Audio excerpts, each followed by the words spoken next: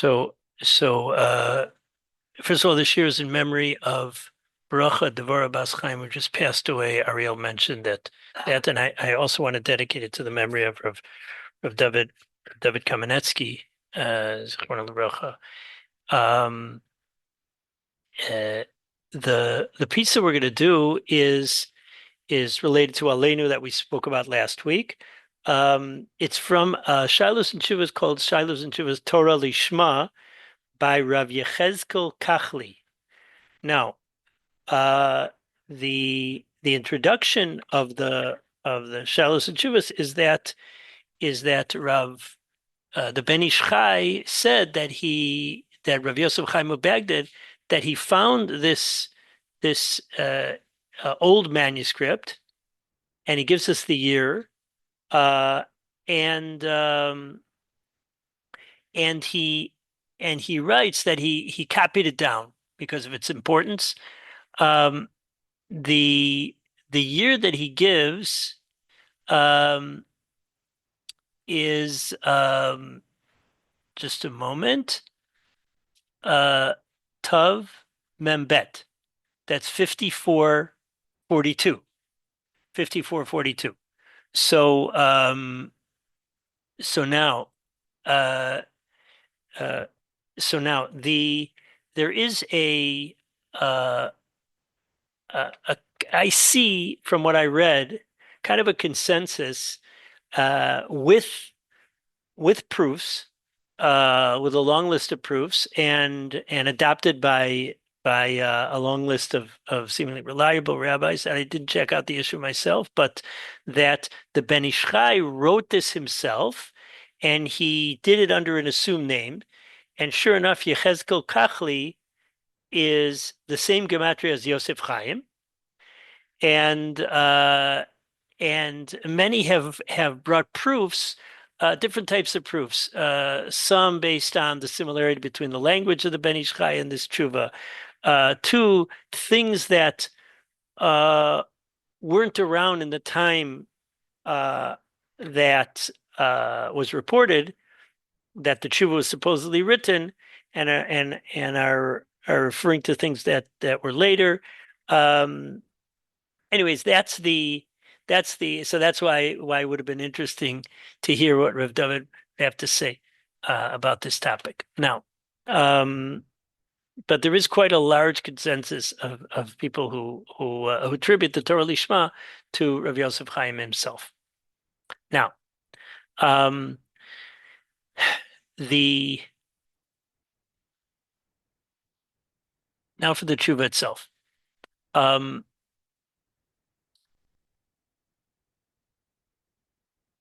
the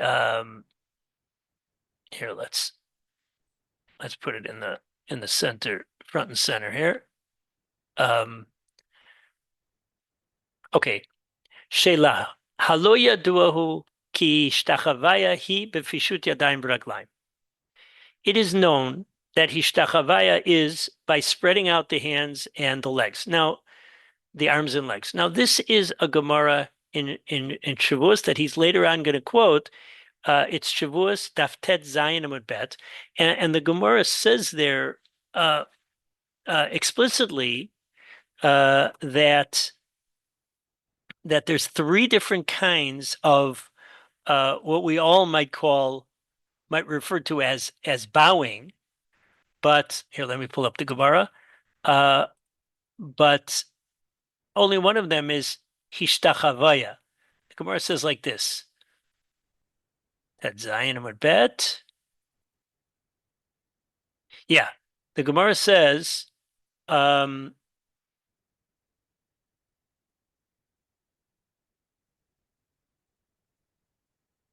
Rabbanan, Kida alapayim. The word kida is on the face.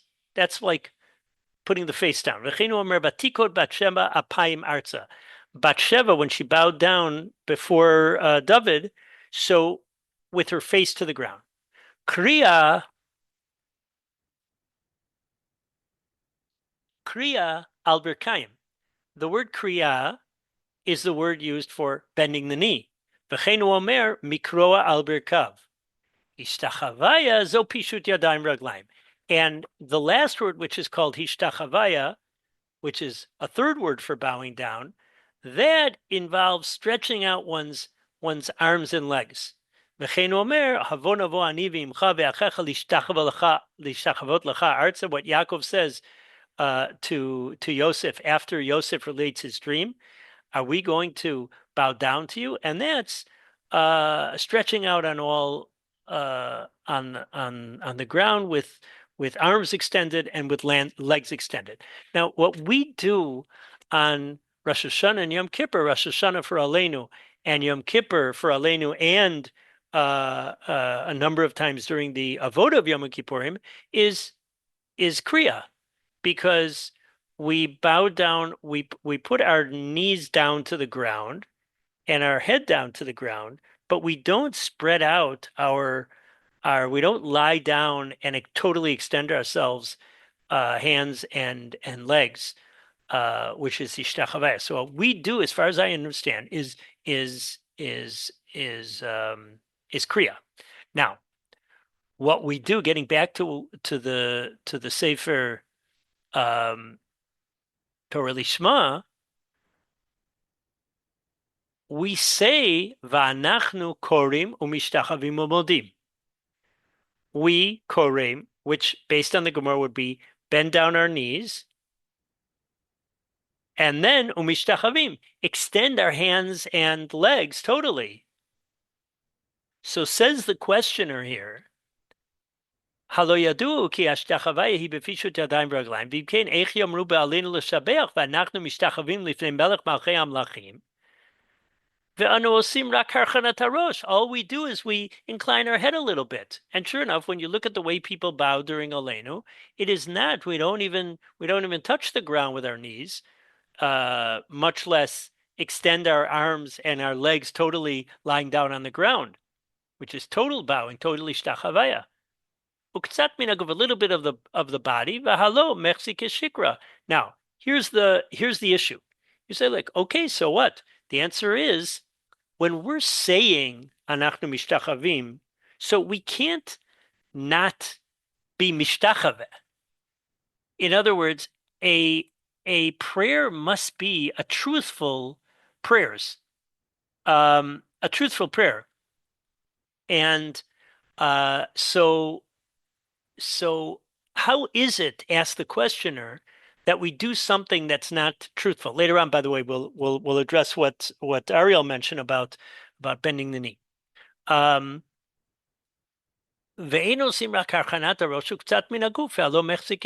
looks like we're lying. Gam teach us, we just incline the head a little bit. And there are those who wait a little bit. What's the proper path? Meaning, what should we really be doing? Oh, I do not know what this abbreviation means, and I meant to check it out. My apologies. But let the again, he's poetically saying, please paskin for us. Let's just do a check.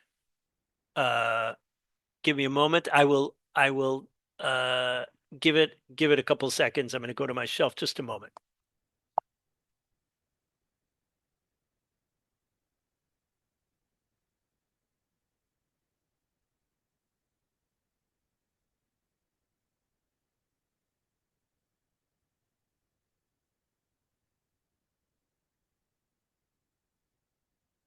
Yeah.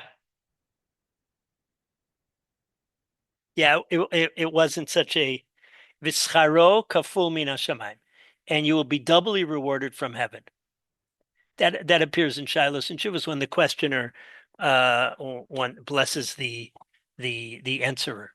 I remember seeing it in the Rambam's Shuvas. Okay, here's the Shuva. Hine hagam shehishtachavaya hi befishut yadayim v'raglayim. Even though hishtachavaya really is befishut yadayim raglayim, and that's what we saw in the Gemara. That's the Gemara in Shavuos Ted Zayin Amud Beit. Im kol zeh harchanat haguf veharosh, inclining the body and the head, hi bichlal hishtachavaya. That's included in hishtachavaya. In other words, that's also called hishtachavaya. Ki be'emet, ki hi be'emet hishtachavaya b'miktzat. It is a little bit of hishtachavaya. Vishtachavaya b'miktzat chashiva hishtachavaya ve'ein zeh sheker chas v'sholom.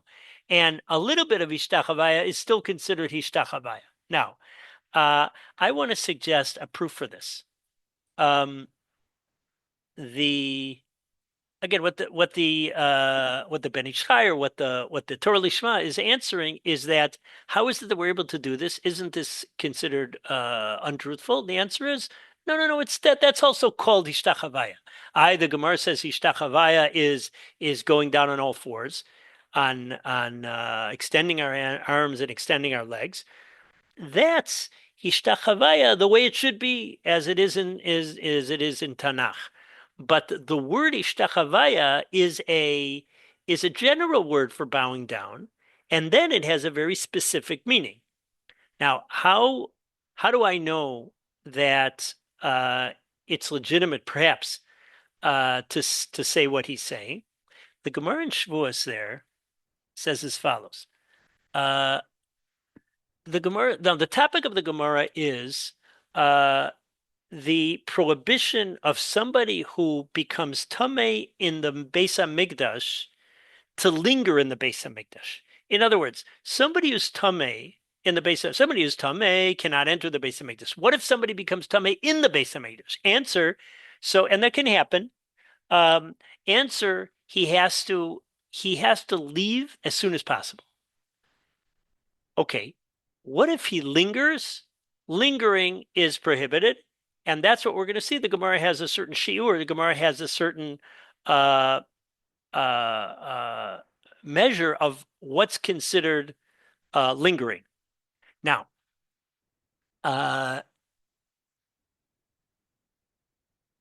the Gemara has like a whole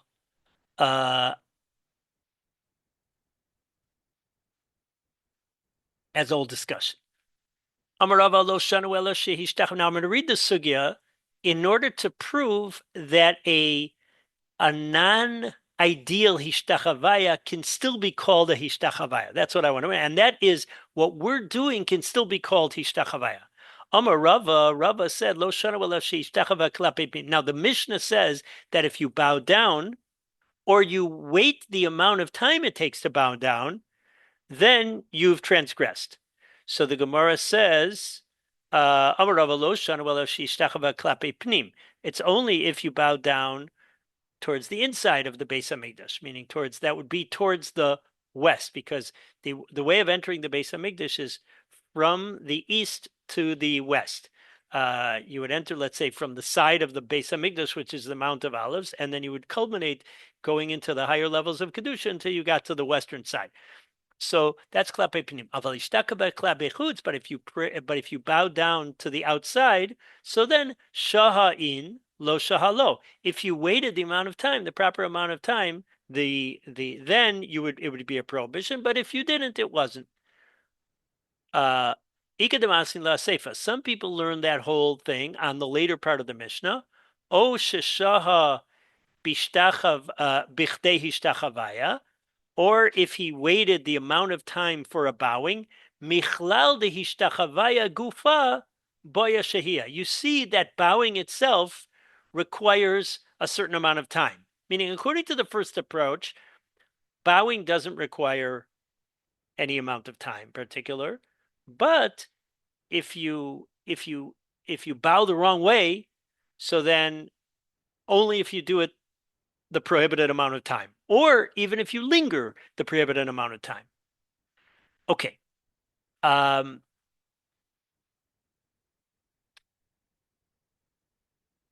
Rava lo shalo ela sheishtachava klape chutz aval klape pnim afal gav de lo shaha. We're only talking about if you bow down towards the outside, meaning in the wrong direction. But if you bow down towards the inner direction, even if you didn't wait any time, you're still transgressing. V'hachi kamar. And this is what the Mishnah really means. Hishtachava klape panim. If you bow down towards the inside, towards the west, osha shaha kadeh hishtachavaya, bishtach behach hishtachavaya de klape chutz chayav. The or you waited the amount of time in that wrong directional kind of hishtachavaya. Okay, now the Gemara says hechidami hishtachavaya de ispa shehia, vehechidami hishtachavaya de lespa shehia. What's an example of a bowing that has the proper amount of time and a bowing that doesn't? Answer: de lespa shehia zokriya ba'alma. Hishtachavaya that has the doesn't have the sufficient amount of time, that's mere kriya. That's mere bending down of the knee. The ispa pshia, the ispa shehia, pishut yadayim raglayim. And the one that has shehia, the one that has the proper amount of time, that's when you stretch out your arms and your legs.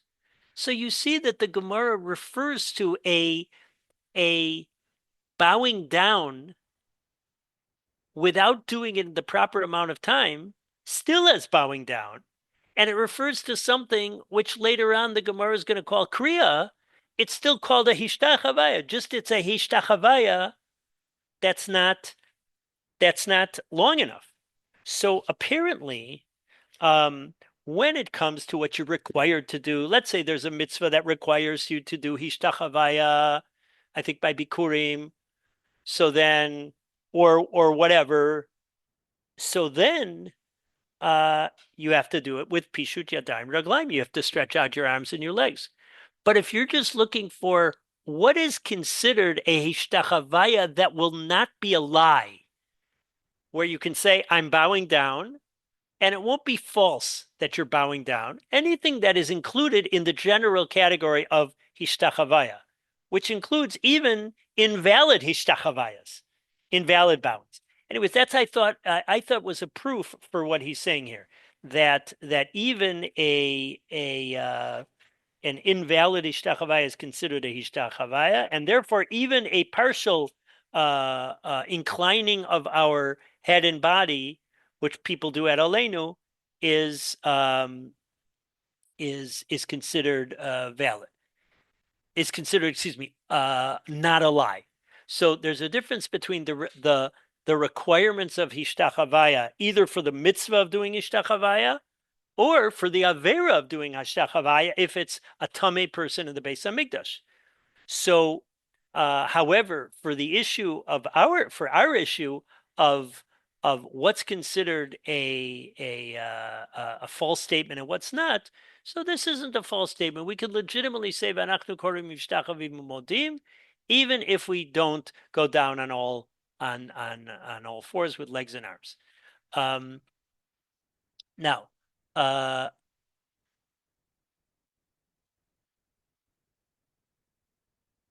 Umasha shaltem al shir harkana, and what you asked.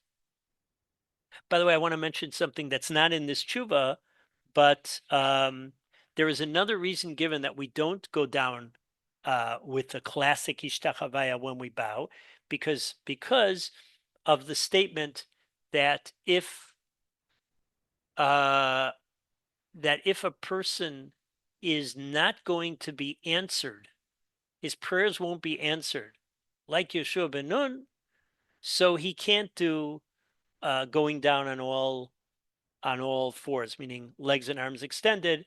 There it's for tachanun. So that's why for tachanun we don't do a classic bow. There are anecdotes of, I think if I'm jogging my memory, I think Rav Nosson Adler, the Rebbe of the Chasim Sofer, I think he did do it, but we don't do it now.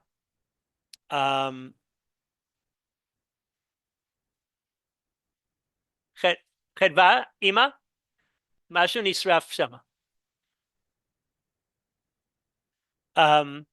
So now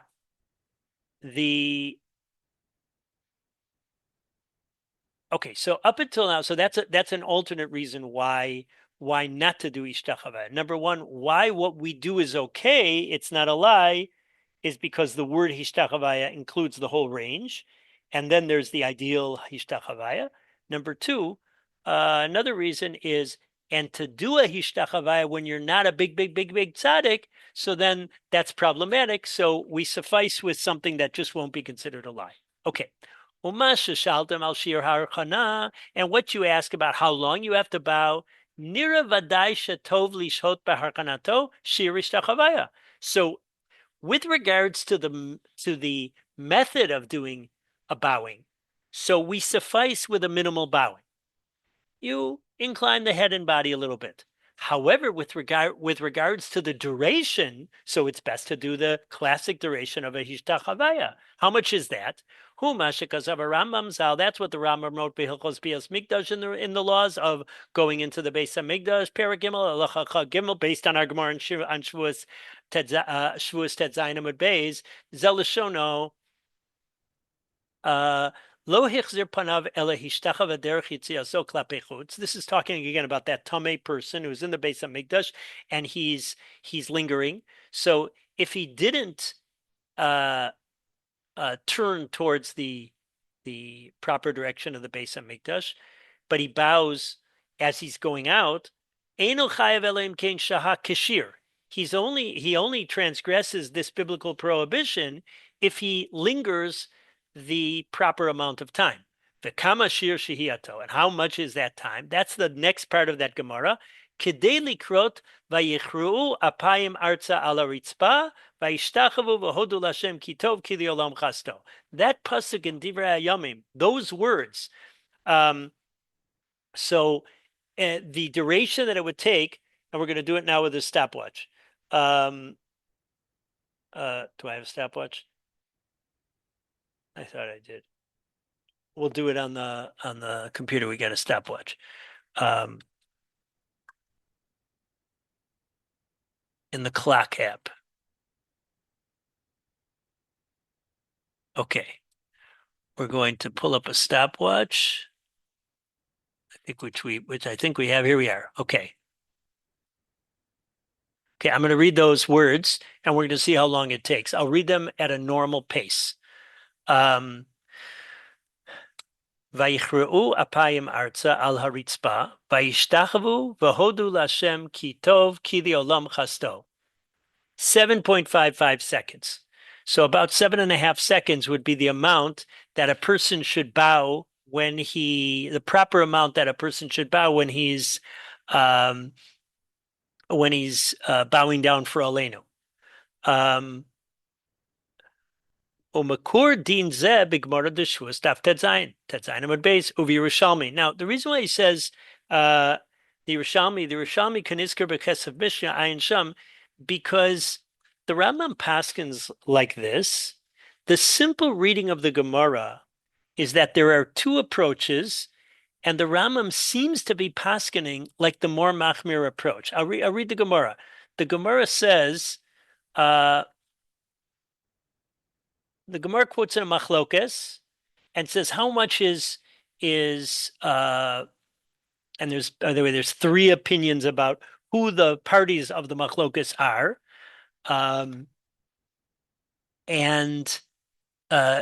Is it Rabbi Yitzchak Bar Nachmani and Rabbi Shimon ben Pazi? Is Rabbi Shimon ben Pazi and Rabbi Yitzchak Bar Nachmani? Is it Rabbi Shimon Bar Nachmani and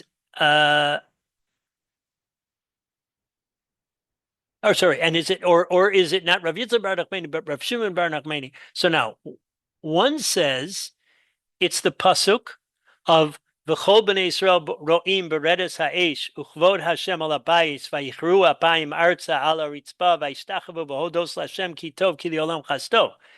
That all of the children of Israel in the times of Shlomo HaMelech, this is what it's talking about at Divrei Hayamim, they saw when the fire came down from heaven, and the honor of Hashem was on the house, or the glory of Hashem was on the Beis Hamikdash, and they bowed down with their face to the ground on the floor, and they vayishtachavu. First they bowed down with their knees, and then they bowed down vayishtachavu. V'hodus l'Hashem ki tov ki li'olam chasto, and they gave thanks to Hashem for He is good, for His chesed is forever. So, and and one say it's only from Vayichru. And the Rambam paskins that it's kime Vayichru. So Rav Chananel explicitly says that one approach says to do the whole pasuk, and one approach says only to do from Vayichru until the end. Now, the Rambam paskins only Vayichru until the end, and they ask him why did he pick the Machmir approach on this issue. The Gemara isn't clear who he paskin by, so why did he pick the Machmir approach? So they quote Yerushalmi that the two opinions aren't the whole pasuk or just from Vayichru until the end, but the beginning of the pasuk until Vayichru or Vayichru until the end, and Vayichru until the end is more Machmir, is more Mekel. Excuse me.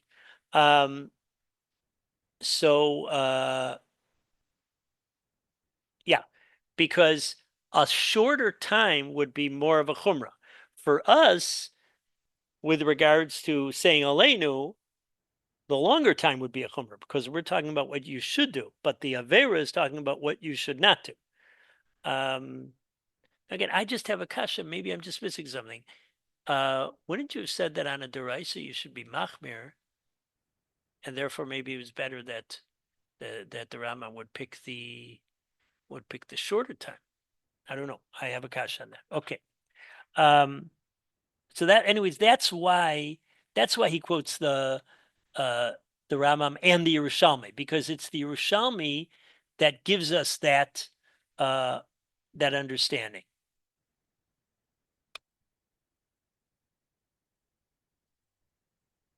Okay. Now, okay, so up until now we've shown that based on the Shut Torah Lishma, the amount of time you should bow down based on the Rambam's Shita is 7.55 seconds, 7.5 seconds. Okay. And finally,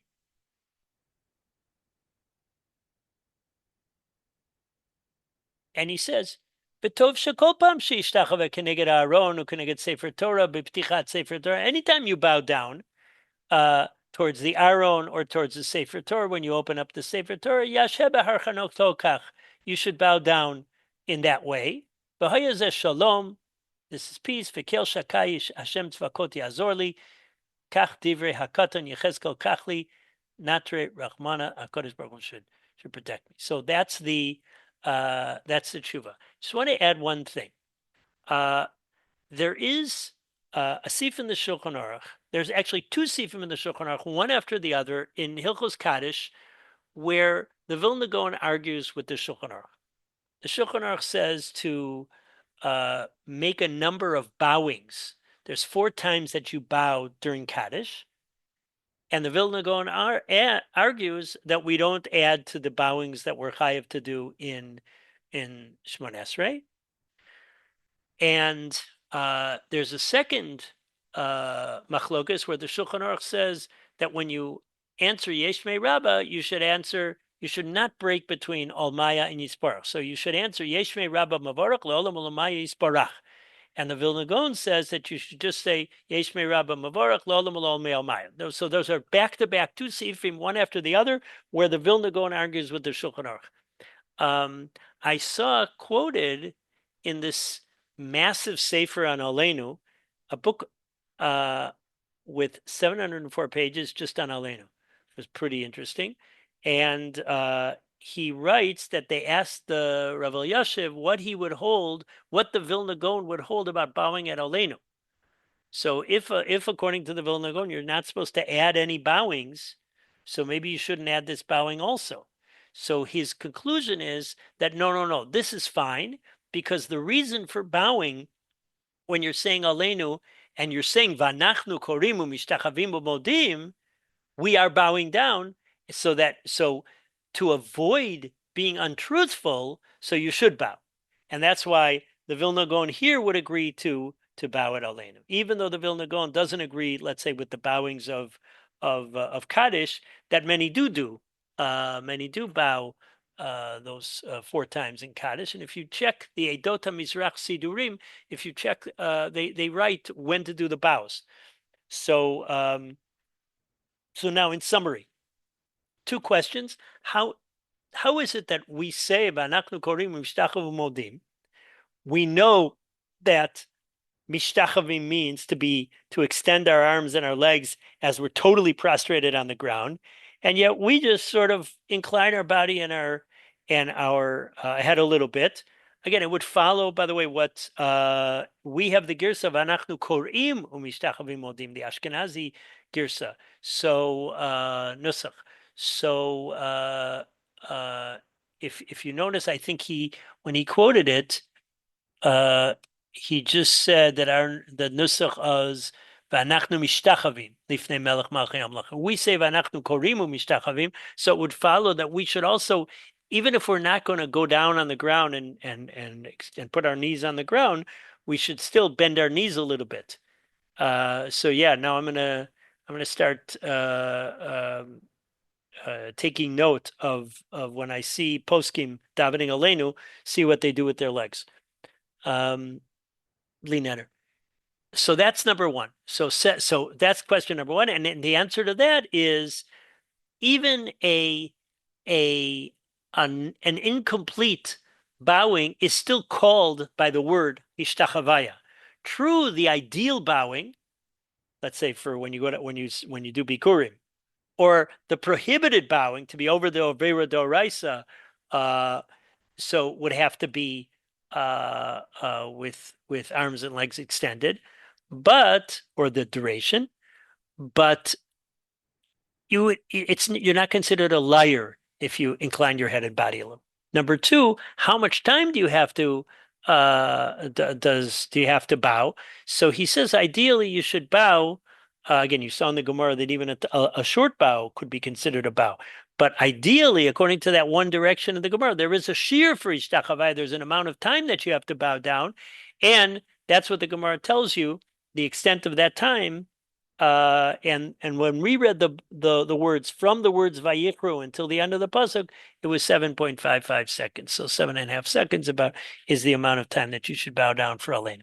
So now I just wanted to, this is a continuation of our discussion of Aleinu. I just want to point out that one of the directions of why we do Aleinu, which is the Levush's direction, which is before as an Eved, when we take leave of our master, meaning after we finish davening and now we're going to leave the shul, so we bow down and leave. So it turns out that the V'anachnu korim is really the central line of Aleinu.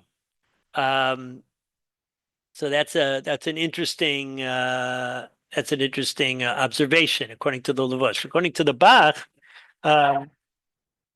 so it could be that the central lines of Aleinu are the ones that contrast the nations of the world and Am Yisrael. Those are the central. Because the Bach pointed out that the reason for Aleinu is the contrast. Is that when we go out into the marketplace, we see the idolaters succeeding, so we shouldn't get all caught up with look, they're doing so well. We shouldn't have any hirhur avera of avodah zarah, and so that would be the focus. According to the approach that Aleinu is shehia achrei tefillah, it's just waiting, not running away. So it's not necessarily any particular part of Aleinu. It's just that you stay and you say an extra prayer just to wait before you leave the shul. According to the approach, we did mention another approach about Aleinu, that Aleinu is a mini Kabbalas al Malchus Shamayim. Of course, when we say Malchios, that's what it is. It's the lead into Malchios. And then the focus of Malchios would be those references to HaKadosh Baruch Hu as our king.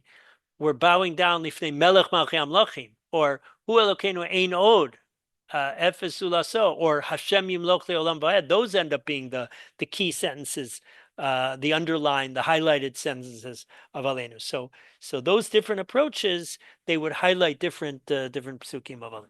Anyways, that's what I wanted to share with you, and I want to wish everybody a a ksiva chasima tova,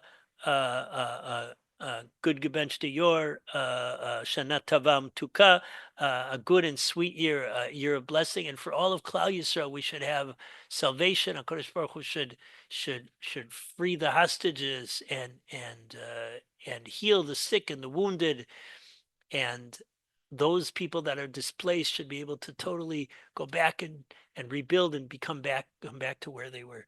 And Am Yisrael should be at peace, both internal and external peace. We should all together be serving Hashem together as a nation.